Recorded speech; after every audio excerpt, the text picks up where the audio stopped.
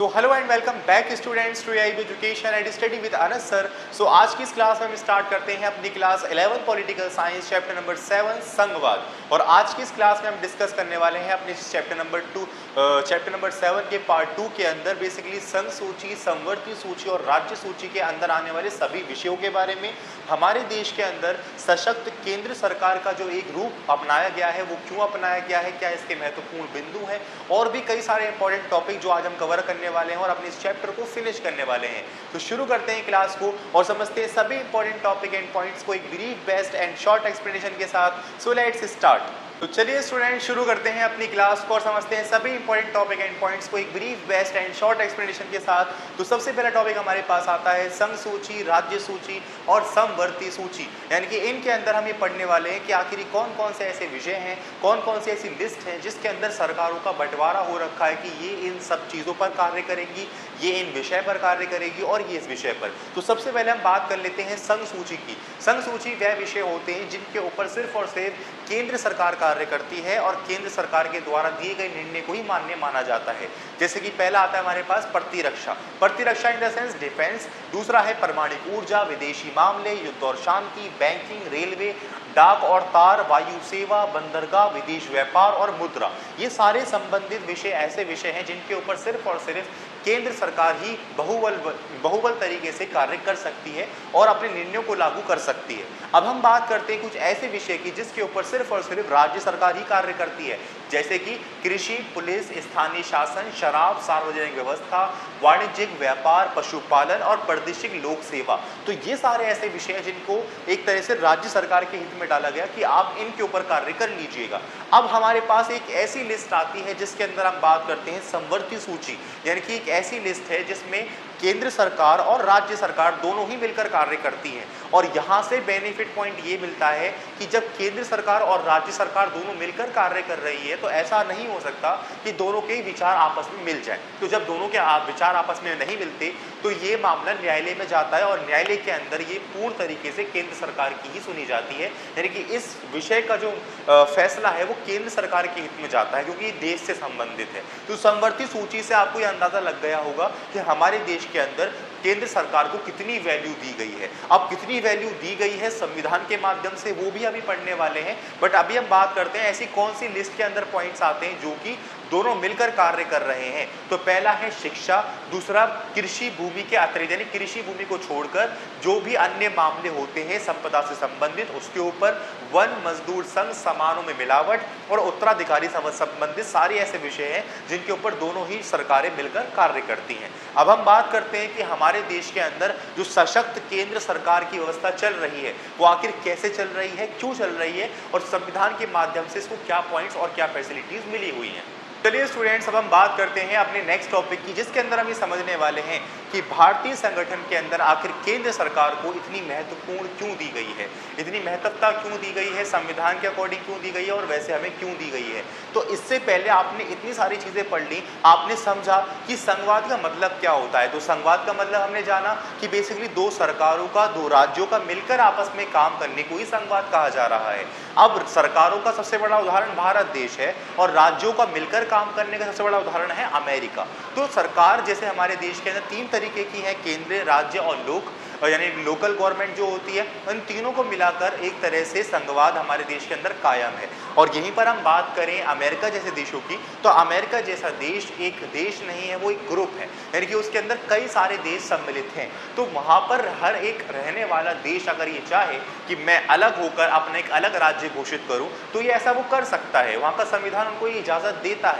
तो ये उनका संघवाद है। बट हमारे यहाँ पर कोई राज्य अगर ये चाहे कि मैं अपनी भाषा, संस्कृति या धर्म के आधार पर अपना एक अलग देश बनाना चाहता हूँ तो भारतीय संविधान में अधिकार नहीं दिया जाता। तो यहाँ से देखिए कि इसी बेस पर हमारे देश के अंदर संघवाद का डिफरेंट मीन निकलता है और दूसरे देशों के अंदर अलग। तो हमारे देश के अंदर जो नागरिकता है यानी सिटीजनशिप का जो क्राइटेरिया है वो थोड़ा डिफरेंट है अकॉर्डिंग टू अदर ग्रुप देश। तो यहाँ पर क्या है, भारत के अंदर इकहरी नागरिकता का चलन है। इकहरी नागरिकता का मतलब ये है कि आप किसी भी राज्य में रहते हैं, आप किसी भी राज्य में रहते हो, आप कहलाओगे भारतीय, आप कहलाओगे इंडियन। बट यहीं पर दूसरी जगह पर अमेरिका में रहने वाले बंदे के पास द्वितीय नागरिकता का सिस्टम है, यानी उसके पास दो नागरिकता है। पहली नागरिकता है उसके पास पूरे अमेरिका ग्रुप की, और दूसरी नागरिकता है उस अमेरिका में रहने वाले उस देश की, समझिए, यानी जहां वो रहता है। तो इस तरीके से चीजें हैं। अगर जिस बच्चे ने मेरी क्लासेस पहले देखी होंगी, यानी फर्स्ट जो पार्ट है वो पहले देख लिया होगा, तो उसको सब मेरी बातें समझ में आ रही होंगी। बट अगर कोई बच्चा इस वीडियो पर न्यू है तो इसी क्लास की एंड स्क्रीन में वीडियो लगी हुई है, आप डायरेक्टली जाए गो थ्रू हो सकते हैं और अपनी पढ़ाई को कंप्लीट कर सकते हैं। फिलहाल हम बात करते हैं कि इतनी सारी चीजें हम पढ़कर आए हैं, तो यहाँ पर हमारे पास सवाल ये उठता है कि भारतीय संघ में सशक्त केंद्र सरकार क्यों, यानी कि भारतीय संगठन के अंदर सशक्त केंद्र सरकार क्यों बनाई गई है, ज्यादा वैल्यू उसको क्यों दी गई है। तो इसका आंसर ये है कि भारत एक विशाल और विविधताओं से भरा देश है, यानी कि भारत इतना बड़ा देश है कि किसी महादेश से कम नहीं है। एक जमीन के हिस्से पर भारत 7वें नंबर पर आता है, और इवन एक कल्चर के हिस्से पर भारत बहुत आगे लेवल पर है, क्योंकि भारत एक ऐसा देश है जिसके अंदर ना तो कोई राष्ट्रीय धर्म है और ना ही कोई राष्ट्रीय भाषा है। यहाँ पे अलग अलग धर्म, जाति और मान्यताओं से संबंध रखने वाले लोग रहते हैं। तो इतनी सारी विविधताओं पर, इतने विशाल आकार पर एक नियंत्रित करने के लिए हमारे लिए एक केंद्र सरकार ही पूर्ण रूप से कार्यफल है। तो यहाँ बताया गया है कि अर्थात संविधान निर्माताओं का ये मानना था कि इतने विशाल देश को सशक्त केंद्र सरकार द्वारा ही नियंत्रित किया जा सकता है। इसका सबसे बड़ा उदाहरण मैं आपको बता रहा हूँ, वो आप नोटबुक में लिख लीजिएगा कि जब भारत आज़ाद हुआ 1947 के अंदर, तो भारत के दो टुकड़े थे। पहला था ब्रिटिश इंडिया और दूसरा ऐसा हिस्सा था जिसके ऊपर राजाओं का राज था, जिसको हम कहते थे रजवाड़े व रियासतें। ठीक है, ये उदाहरण बता रहा हूँ, इसका बहुत अच्छे तरीके से लिख लीजिएगा कि भारत के अंदर एक सशक्त केंद्र सरकार क्यों माना गया, संविधान निर्माताओं ने ऐसा क्यों माना कि भारत पर नियंत्रण करने के लिए सशक्त केंद्र सरकार की ही जरूरत है। इसका उदाहरण ये है कि भारत जब आज़ाद हुआ 1947 के अंदर, तो भारत के दो भाग थे। पहला वो भाग था जिसके ऊपर अंग्रेज डायरेक्ट कंट्रोल किया करते थे, जिसको हम ब्रिटिश इंडिया के नाम से जानते थे, और दूसरा वह भाग था जिस पर अंग्रेज राजाओं के माध्यम से कंट्रोल किया करते थे, जिसको हम रजवाड़े व रियासतों कहते थे। तो जब भारत आज़ाद हुआ तो आज़ादी के बाद भारत के अंदर 565 रियासतें थी, 565 राजाओं का राज था हिंदुस्तान के अंदर। और सबसे बड़ी भूल ये हो गई कि अंग्रेजों ने हमें ये तो आज़ादी करी कि हम संपूर्ण भारत को आज़ाद करते हैं। उन्होंने एक बात कही कि भारत के दो टुकड़े भी होंगे, पाकिस्तान का, एक हिंदुस्तान का, और साथ ही साथ हम जितने रहने वाले राजा हैं, यानी 565 के 565 राजाओं को ये आज़ादी है कि वो अगर चाहें तो हिंदुस्तान के साथ रहें और अगर चाहें तो पाकिस्तान के साथ रहें। उनके ऊपर कोई किसी किस्म का दबाव नहीं है, और अगर वो नहीं चाहते किसी के अंदर रहना तो वो अपना अलग देश भी घोषित कर सकते हैं। तो यहाँ पर हमारे देश के अंदर जो चल रही थी वो थी अंतरिम सरकार। अंतरिम सरकार का मतलब ये था बिना चुनाव किए गई सरकार चल रही थी, जिसको हम केंद्र सरकार के रूप में पहचान रहे थे, जिसका नाम था कांग्रेस। तो कांग्रेस के एक बहुत इंपॉर्टेंट और देश के पहले गृह मंत्री जिनका नाम था सरदार वल्लभ भाई पटेल। तो सरदार वल्लभ भाई पटेल ने बड़ी सूझबूझ के साथ, अपने संविधान के साथ और साथ ही साथ बड़े दिमाग और संवैधानिक निर्णयों के साथ उन्होंने 565 राजाओं को बड़ा समझा बुझाकर भारतीय संगठन के अंदर अपनाया। तो आज पूरे भारत के जो सबसे मेन उदाहरण है, जो आज तुम कह पा रहे हो कि भारत के अंदर 28 राज्य व 7 केंद्र शासित प्रदेश मिलाकर एक भारत का संगठन बन रहा है, वो सिर्फ और सिर्फ सरदार वल्लभ भाई पटेल की देन है। सरदार वल्लभ भाई पटेल ने इतना सूझबूझ से अपने सभी राजाओं को भारत के अंदर लिया कि शायद ही कोई ले पाता। तो जब से हमें पता लग गया कि भारत को एक नियंत्रण करने के लिए सशक्त केंद्र सरकार की नीड है, यानी कि केंद्र सरकार तो हो, उसके पास कुछ सुपर पावर्स भी हों जिससे वो थोड़ी और पावरफुल बने, तो यही एक इंपॉर्टेंट रीजन था। अब हम बात करते हैं कि भारत के संविधान के अनुच्छेद 1 में भारत को राज्यों का संघ कहा गया है, ये ध्यान रखिएगा। भारत का संविधान जो 1 है, अनुच्छेद 1 है, उसमें कहा गया कि भारत जो है वो राज्यों का संगठन है, और जिसमें रहने वाले राज्य कोई एक नहीं है, अलग अलग धर्म, जाति व मान्यताओं से संबंध रखने वाले राज्य हैं। और साथ ही साथ भारत के संविधान के अनुच्छेद 3 में केंद्र सरकार की शक्तियों का भी वर्णन किया गया। यानी कि अब यहाँ पे बात उठी कि इतने विशाल क्षेत्र पर, इतनी धार्मिक मान्यताओं वाले देश पर शासन करने के लिए सशक्त केंद्र सरकार की जरूरत है। बट सशक्त केंद्र सरकार की जरूरत हमें जब ज्यादा हो जाएगी जब वो और भी ज्यादा पावरफुल होगी।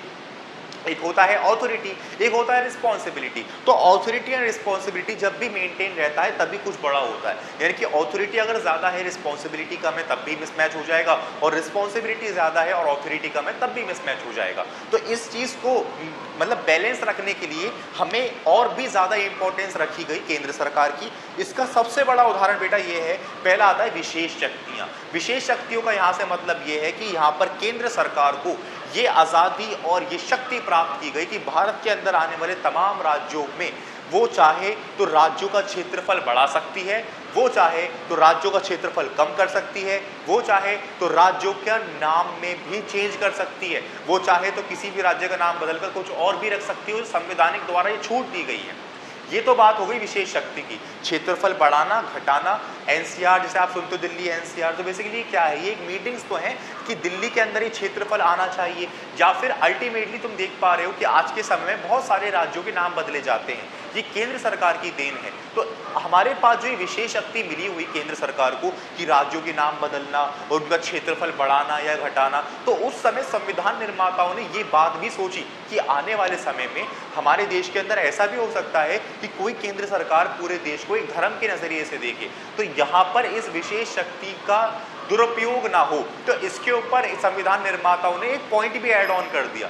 अब वो पॉइंट ऐड ऑन क्या किया उन लोगों ने, वो पॉइंट उन्होंने ये ऐड ऑन किया कि ये सारे कार्य अकेली केंद्र सरकार नहीं कर सकती, यानी कि इसके अंदर राज्यसभा, लोकसभा, विधानसभा, विधान परिषद, राज्य सरकार, लोकल गवर्नमेंट, इन सब के विचारों को समझना पड़ेगा।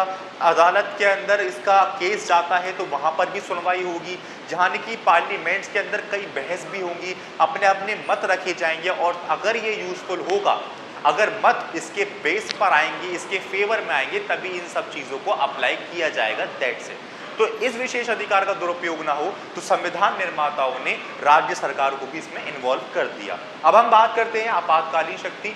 पूरे देश के अंदर आपातकालीन लगाने की शक्ति भी केंद्र सरकार के पास है। जैसे कि आप जान पाओ कि इंदिरा गांधी के समय पे लगा था। इंदिरा गांधी के समय पर इंदिरा गांधी ने जो फखरुद्दीन अली अहमद थे उस समय के राष्ट्रपति, उनके माध्यम से पूरे देश में आपातकालीन लगवाया था, क्योंकि राष्ट्रपति आपातकालीन की घोषणा करता है, बट उसके पीछे दिमाग होता है वो प्रधानमंत्री का होता है, तो वो सिर्फ और सिर्फ केंद्र सरकार के पास है। राज्य सरकार बोले जी भाई हम पूरे देश में आपातकालीन लगाएंगे, तो वो पॉसिबल नहीं हो सकता, क्योंकि उनके पास वो पावर ही नहीं है। तो यह आपातकालीन शक्ति केंद्र सरकार को प्राप्त है। तीसरा, समवर्ती सूची की शक्ति। ये अभी आप पढ़ के आए हो, संघ सूची, राज्य सूची और समवर्ती सूची। संघ सूची वह जिसके अंदर केंद्र, राज्य सूची वह जिसके अंदर राज्य। बट समवर्ती सूची के अंदर क्या है कि राज्य तो आ ही रहा है, केंद्र दोबारा आ रहा है ना, केंद्र दोबारा आ रहा है। अब आप कहोगे सर राज्य भी तो दोबारा आ रहा है।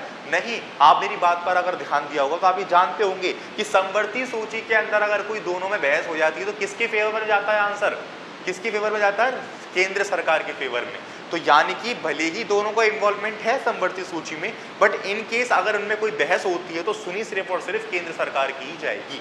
तो ये समवर्ती सूची की भी इसके पास शक्ति प्राप्त है। अगला, वित्तीय शक्ति, यानी कि देश के जो मल्टीपल सोर्स हैं इनकम के, चाहे वो कोई व्यापार कर हो, कोई रिसोर्स बेचकर हो, या कोई भी एक अलग रिसोर्स हो जिससे हमारे देश को इनकम आ रही हो, वो सिर्फ और सिर्फ केंद्र सरकार के अंडर में रखा गया है। यानी कि ज़्यादा से ज़्यादा इनकम ऑफ सोर्स सिर्फ और सिर्फ केंद्र सरकार के अंडर में डाली गई। जितने भी मॉन्यूमेंट्स आज आप देख पा रहे हो कि लाल किला, ताजमहल और भी अलग अलग जितने भी क्षेत्र के अंदर अलग अलग मॉन्यूमेंट्स बने हुए जिनके ऊपर टिकट लगती है, उसके पैसे सिर्फ और सिर्फ केंद्र सरकार को जाते हैं। तो यह हम जानते हैं वित्तीय शक्ति। अब आप कहोगे सर वित्तीय शक्ति अगर सारी ही केंद्र सरकार के पास जा रही है तो ऐसा कैसे? नहीं, देखो राज्य सरकार के अंदर जितने भी बिजनेस वगैरह होते हैं, ट्रेड ट्रांजेक्शंस होती हैं, उन सबको टैक्स इनकर्ड होता है।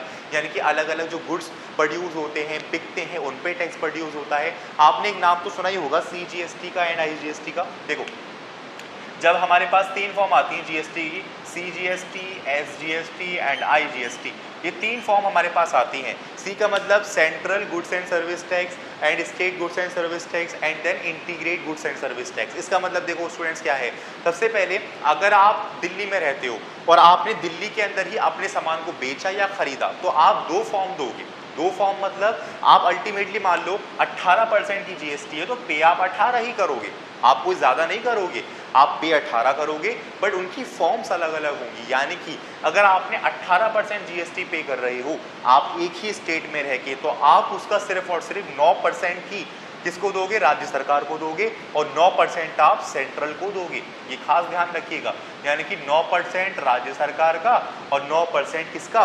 9% हमारा केंद्र सरकार का। और यहीं पर हम बात करें IGST की, मान लीजिए आप दिल्ली से निकलकर मुंबई चले गए, तो वहां से जो टैक्स इनकर्ड होगा वो थोड़ा सा शेयर किया जाएगा उस राज्य की सरकार से, बट ज्यादातर अमाउंट जो होता है वो सेंट्रल गवर्नमेंट के पास ही जाता है। तो ये हमारे कुछ सोर्सेज होते हैं। ऐसा नहीं कि राज्य सरकार के पास इनकम नहीं हो रही, होती है, उनके पास भी कई सारी इनकम, जैसे कि ट्रैवल एजेंसी हो गई, बस वगैरह होती हैं, टैक्सीज होती हैं, सो वहाँ से जो भी पेमेंट आती है, इनकम होती है, वो सब राज्य सरकार ही रख रही है। मेजर सोर्स सेंट्रल गवर्नमेंट की है। फिर आता है लोन देने की शक्ति, किसी देश को लोन देना, राज्यों को लोन देना, वो शक्ति इसके पास है। अखिल भारतीय सेवा यानी IAS IPS IRS, ये सब एग्जाम कंडक्ट करके जो काम करते हैं वो इन्हीं के फेवर में करते हैं, इनको गाइडेंस प्रोवाइड करने का काम करते हैं और सारा वो काम करते हैं जिससे इनके किसी फैसले में जो है वो गलती ना हो।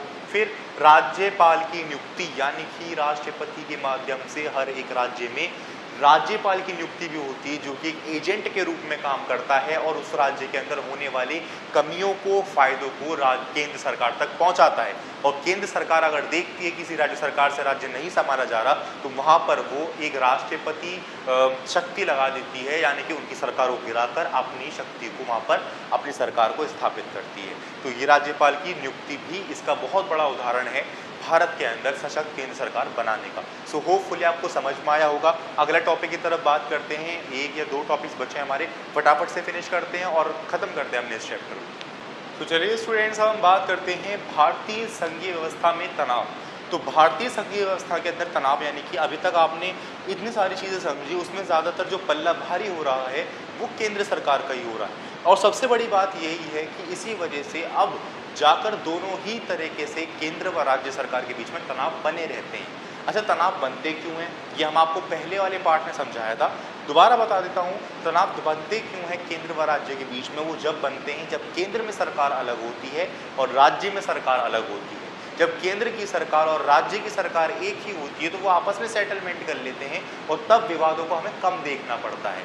ये प्रॉब्लम तब क्रिएट ज़्यादा होती है जब दोनों ही सरकारें अलग अलग होती हैं। सपोज मान लीजिए कि पंजाब में आम आदमी पार्टी की सरकार है तो केंद्र में बीजेपी गवर्नमेंट है, तो इनके बीच में विवाद हो सकता है। दिल्ली में बीजेपी है तो सेंट्रल में भी बीजेपी है, तो दोनों में विवाद हो ही नहीं सकता क्योंकि वो एक ही पार्टी के अंतर्गत आती हैं। तो यहाँ पर भारत के संविधान ने केंद्र को अधिक शक्ति प्रदान की है, जबकि राज्यों में शासन चलाना राज्य सरकार की जिम्मेदारी है और इसी वजह से समय समय पर राज्य अधिक स्वायत्तता व शक्ति की मांग करते हैं। यानी कि बहुत सारी पावर्स, बहुत सारी ऑथोरिटी, रिस्पॉन्सिबिलिटी केंद्र को दी है भारत के संविधान ने, बट राज्य की जिम्मेदारी राज्य सरकार को दी है। तो इसी वजह से राज्यों को इफेक्टिव तरीके से, इफिशिएंसी के साथ और ग्रोथ के साथ एक चलाने के लिए हमें और स्वायत्तता चाहिए और पावर चाहिए और इनकम सोर्स चाहिए, ये मांग उठती रहती है। अब यहाँ से देखा कि यही बात है फिर, और यही कारण है कि राज्य व केंद्र के बीच में तनाव उत्पन्न होता है। केंद्र व राज्य के विवादों का हल न्यायपालिका करती है। ये तो हम जानते हैं कि हमारे भारत के अंदर जुडिशरी को सबसे ऊंचा ओहदा दिया गया है, तो बट भारत के अंदर केंद्र व राज्यों के विवादों का हल न्यायपालिका तो करती है, बट जो राजनीतिक विवाद है उसमें न्यायपालिका थोड़ा पीछे हट जाती है, क्योंकि न्यायपालिका का काम ये है कि संवैधानिक स्तर पर चलना। यानी कि जो आप ये भी देख रहे हो ना, समवर्ती सूची के अंदर केंद्र सरकार को महत्वता दी जा रही है, ये भी संविधान कह रहा है, वरना न्यायपालिका कोई केंद्र के फेवर में थोड़ी कार्य करेगी। केंद्र सरकार के फेवर में कोई भी न्यायपालिका काम नहीं करती, चाहे वो हाई कोर्ट हो चाहे वो सुप्रीम कोर्ट हो, कोई भी जज इसके फेवर में कार्य नहीं करेगा, उसके क्या किसी के फेवर में काम नहीं करेगा। बट हाँ, वो उसी में फैसला सुना सकता है जो एक संविधान से संबंधित हो। बट ये जो सब चीज़ें हैं, स्वायत्तता की मांग, पावर की मांग और रिसोर्स की मांग, इनकम की मांग, ये एक राजनीतिक मसले हैं जिनको आपसी विवादों के माध्यम से ही हल किया जा सकता है। तो यहाँ बताया है कि परंतु राजनीतिक सवालों पर न्यायपालिका कार्य नहीं कर पाती। उदाहरण के लिए स्वायत्तता की मांग, राजनीतिक सवालों का हल आपसी बातचीत द्वारा ही किया जा सकता है। तो ये सबसे बड़ा उदाहरण है स्वायत्तता की मांग। आप इसको अंडरलाइन कर लीजिएगा, मैं इसको कर देता हूँ अलग पेन से अंडरलाइन। ये आ गया स्वायत्तता की मांग। तो स्वायत्तता की मांग राजनीतिक सवालों का ये एक हल जो है वो बातचीत के माध्यम से ही किया जा सकता है, और बातचीत के माध्यम से ज़्यादातर वहाँ पर इफेक्टिवली काम हो जाता है जहाँ पर दोनों ही सरकारें सेम होती हैं। ठीक है, चलो जी, अब यहाँ तक हमने पढ़ लिया। अब हम बात करते हैं एक स्मरण बिंदु। स्मरण बिंदु का मतलब ये है कि जितना भी टॉपिक मैंने अभी आपको समझाया भारतीय संघीय व्यवस्था में तनाव, इसको आप याद कैसे रख सकते हो एक point to point, topic to topic. तो पहला है हमारे पास सभ्यता की मांग, पहला। दूसरा पॉइंट विशिष्ट प्रावधान, तीसरा पॉइंट राज्यपाल की भूमिका, चौथा अंतर्राज्यीय विवाद। अंतर्राज्यीय विवाद का मतलब देखो क्या है स्टूडेंट्स, यानी कि राज्य के अंदर आने वाले विवाद, राज्य के अंदर आने वाले विवाद। अब विवाद हो किस तरीके से सकते हैं, पहला सीमा विवाद, दूसरा संसाधन का विवाद। सीमा विवाद का उदाहरण, सबसे बड़ा उदाहरण है बेलगांव। बेलगांव को लेकर कर्नाटक व महाराष्ट्र के बीच में हमेशा विवाद रहता है। कर्नाटक गवर्नमेंट बोलती है कि ये मेरा है, तमिलनाडु महाराष्ट्र गवर्नमेंट बोलती है कि ये मेरा है। तो ये सीमा विवाद हो गया राज्य के अंदर ही। और दूसरा आता है संसाधन का विवाद, यानी कावेरी नदी को लेकर कर्नाटक व तमिलनाडु के बीच विवाद बना रहता है। वो कर्नाटक कहता है कि इसका पानी मैं ज़्यादा यूज़ करूंगा, तमिलनाडु कहता है मैं ज़्यादा यूज़ करूंगा, ताकि वो अपने अपने वोटों को अचीव कर पाए। समझ रहे हो ना, मतलब अपने ही फेवर में सारे कार्य होते हैं, बट लड़ाइयाँ बनी रहती हैं। तो केंद्र सरकार के बीच में और राज्य सरकार के बीच में लड़ाइयाँ होती हैं, और साथ साथ देश के अंदर भी राज्यों के बीच में लड़ाइयाँ हो जाती हैं। तो यह बताया है कि वो अंतर्राज्यीय विवाद को हम यहाँ से याद कर सकते हैं। और फिर आता है राष्ट्रपति का शासन, यानी कि राष्ट्रपति राज्यपाल की नियुक्ति करता है बिना किसी राज्य सरकार की इजाज़त के, जो कि वहाँ की राज्य सरकार का कार्य का सारा बायोडेटा केंद्र सरकार तक पहुँचाता रहता है कि राज्य सरकार कैसे कार्य कर रही है और कोई राज्य कैसे चल रहा है। ये था हमारा सारा पॉइंट। सो होपफुली आपको समझ में आया होगा। यहाँ तक हमने बहुत अच्छे समझ लिया कि भारतीय संघीय व्यवस्था में तनाव के कौन से बिंदु हैं। याद करने के लिए मैंने अलग से लिखवा दिए। अंतर्राज्यीय विवाद इंपॉर्टेंट था, उसके दोनों पॉइंट्स निकल लेते, उनको भी समझा दिया। अब सबसे लास्ट पॉइंट हमारे पास बच रहा है समझने वाला, वो है केंद्र व राज्य संबंध। केंद्र व राज्य संबंध का मतलब क्या है, यानी कि अब यहाँ से आप समझोगे कि स्टार्टिंग पॉइंट से लेकर अब तक के बीच में केंद्र व राज्य के बीच में कैसा संबंध रहा। तो हम ये जानते हैं कि भारत के अंदर केंद्र व राज्य संबंध, यानी कि दोनों ही तरीके से संघीय व्यवस्था की जो नींव थी वो जवाहरलाल नेहरू जी ने रखी थी। पंडित जवाहरलाल नेहरू जी ने एक तरह से संघीय व्यवस्था की नींव रखी, और उस समय पर तनाव के कोई बिंदु नहीं थी, यानी कि भारतीय संघीय व्यवस्था के अंदर कोई भी बिंदु नहीं था 1950 से। अब वो बिंदु क्यों नहीं था, क्योंकि देश की अंतरिम सरकार कांग्रेस, देश को चलाने वाली सरकार कांग्रेस, जिसका सबके ऊपर भरोसा हो, यानी सब लोगों का जिसके ऊपर भरोसा हो उसका नाम कांग्रेस। तो ज़्यादातर इलाकों के अंदर पूरे भारत में जो जीती थी वो कांग्रेस जीती थी। पूरे भारत पर शासन करने वाली एक तरफा वोटों से वो एक अकेली कांग्रेस सरकार है। तो यहाँ से आप देख कर आए हो कि जब राज्य में और सेंट्रल गवर्नमेंट दोनों एक होती हैं तो तनाव दोनों में नहीं होते। तो जब तनाव दोनों में नहीं होंगे तो बेसिकली ज़्यादा तनाव वाले बिंदु भी हमें पढ़ने नहीं पड़ेंगे। तो यह बताया है कि यहाँ से बिंदु तब उत्पन्न हो गए जब केंद्र सरकार टूटकर, यानी जो हमारी कांग्रेस है उसका विघटन होते होते अलग अलग सरकारों का जन्म होता चला गया। यानी कि जो विपक्षी पार्टी होती हैं उनका जन्म शुरू जब हुआ, फिर जाकर बाद में भारतीय संघीय व्यवस्था के अंदर तनाव के बिंदु बने। तो अब यहाँ से ये जो केंद्र व राज्य संबंध को याद रखने वाले बिंदु हैं, मोस्ट ऑफ द केसेस में दोनों सेम टू सेम है, बट आप दोनों ही पढ़ के जाइएगा जिससे आप और पॉइंट्स बना सको ज़्यादा, यानी कि इनको ऐड ऑन तो कर सको बट इनमें से कम मत करो। तो केंद्र व राज्य संबंध के अंदर पहला आता है वित्तीय स्वायत्तता, दूसरा आता है प्रशासनिक स्वायत्तता। यानी वित्तीय स्वायत्तता मतलब थोड़ी सी राज्य क्या कहते हैं कि हमें अपनी इनकम के सोर्स बढ़ाने के लिए कुछ ज़्यादा सोर्सेज चाहिए ताकि हम अपने राज्य का विकास कर पाएँ। दूसरा प्रशासनिक स्वायत्तता। प्रशासनिक स्वायत्तता का मतलब यह है कि आपने ये तो कह दिया कि पुलिस राज्य के अंडर में, बट इन केस बड़ी सिचुएशन में सारी पुलिस और अधिकारी वगैरह और सारी सेना जो है वो केंद्र के सरकार में अंडर चली जाती है, ये हमें नहीं चाहिए। फिर संस्कृति व भाषाई के मुद्दे, यानी संस्कृत या भाषाई के मुद्दे पर जो एकदम कोई भी मुद्दा भड़कता है तो उस पर राज्य सरकार कार्य करती है, बट वो एक एक्सट्रीम लेवल पर जब चला जाता है तो वो केंद्र राज्य संबंध के केंद्र सरकार के अंडर में आ जाता है। फिर राष्ट्रपति, हम जानते हैं भाई राष्ट्रपति अपना शासन लगा देते हैं कहीं पर भी अगर वो देखते हैं कि वो कार्य नहीं कर रहा ढंग से, और इसी चीज़ को देखने के लिए वो राज्यपाल की भी नियुक्ति करते हैं। राज्यपाल की नियुक्ति भारत के संविधान के अनुच्छेद 356 के माध्यम से होती है, याद रखना, वो एमसीक्यू बेस पर आ सकता है 356 के माध्यम से। छठा पॉइंट है नए राज्यों की मांग, एक बहुत बड़ा बिंदु है दोनों के बीच में विवाद का और संबंध का। फिर है अंतर्राज्यीय विवाद, जो कि हमने यहाँ डिस्कस कर लिया बहुत अच्छे तरीके से। फिर है विशिष्ट प्रावधान, यानी विशिष्ट प्रावधान मतलब यही है कि जो केंद्र सरकार है उसको जगह जगह पर ज़्यादा वैल्यूज़ का देना। तो 371 का और 371 झा ये भारत के संविधान के अनुच्छेद 2 पॉइंट्स हैं, दो बिंदु हैं जिनके माध्यम से केंद्र सरकार को विशिष्ट प्रावधान मिले हुए हैं। तो ये आपका चैप्टर था। सो होपफुली सारे डाउट्स आपके क्लियर हुए होंगे। कहीं कोई छोटा सा भी डाउट रह गया हो तो आप मुझे ज़रूर बताइएगा, मैं उस डाउट को क्लियर करने की पूरी कोशिश करूँगा, वो भी उसी दिन। सो होपफुली सारे डाउट्स आपके क्लियर नहीं होंगे, आप नहीं हुए होंगे, सॉरी हो गए होंगे। और अगर आपने पहली क्लासेस नहीं देखी तो इसी क्लास के एंड स्क्रीन में वो वीडियो लगी हुई जैसे कि आपको शो भी हो रही होगी, आप डायरेक्टली जाके गो थ्रू हो सकते हैं। अदरवाइज पूरी प्लेलिस्ट का लिंक डिस्क्रिप्शन बॉक्स में अवेलेबल है, आप वहाँ से सिस्टमेटिक थ्रू अपनी पढ़ाई को कंप्लीट कर सकते हैं। सो मिलते हैं इस क्लास के अंदर एक नेक्स्ट चैप्टर के साथ, एक brief best and short explanation के साथ। Thank you.